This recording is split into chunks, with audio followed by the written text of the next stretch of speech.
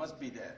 You go to the budget and open up the budget documents. It says one page would be budget in a synopsis or something. There, you look at the expenditure.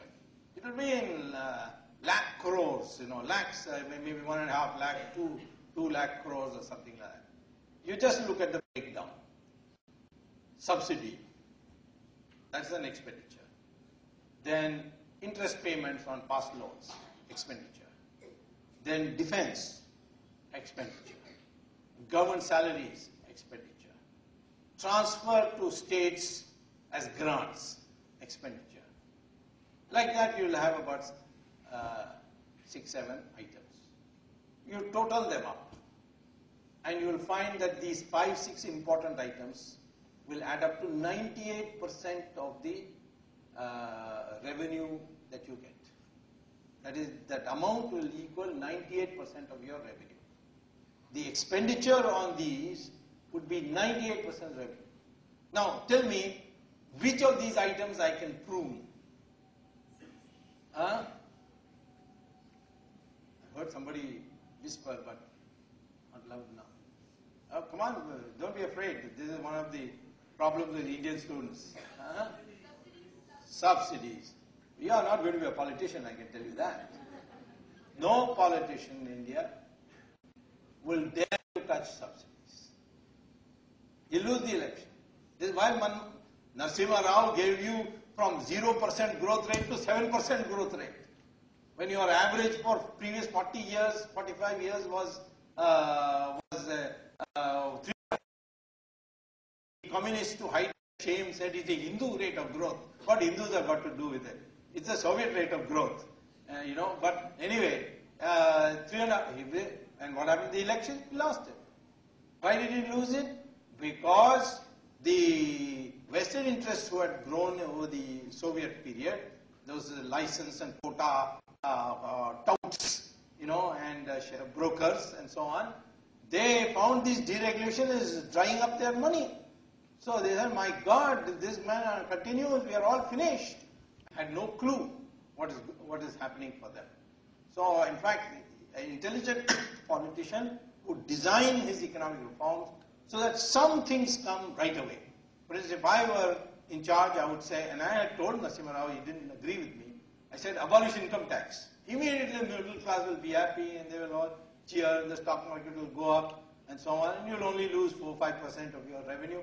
You'll make it up, let's print notes for 5%, and that money that goes into investment will increase growth, growth will raise indirect taxes, and indirect taxes will be more than what you have lost by abolishing income tax. Do something directly, or have a linking of rivers project, so that digging starts and all the farmers, the rural area workers, they all start getting some employment.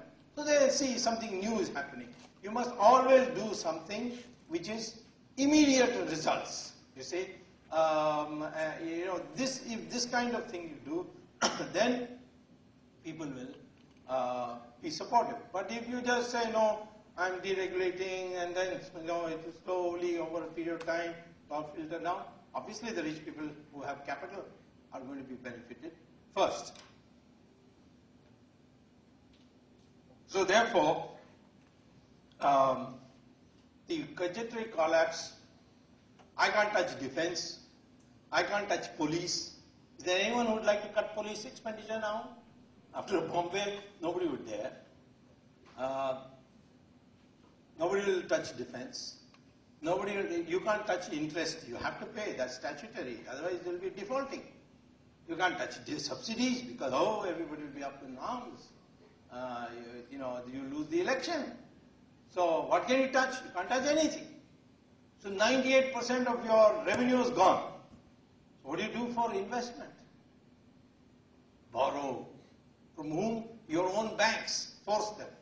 Tighten, twist their arms. Buy government treasury bonds. And that's what the banks have been doing. 50% of the bank's loanable funds have gone to the government. And so the government has been managing. But there is a problem there. You have to pay back that money. It belongs to the bank. And anyway, the depositors can create problems for you if you don't. So you have to pay that. Now we find that for every rupee that the government is borrowing, it is paying 97 paisa back as past loans. And by 2011, it will be 1 rupee, 1 paisa for every rupee you are going to borrow. So what are you going to do? You will have to say ultimately, I can't pay salaries, or I will put aside a salary in a fixed compulsory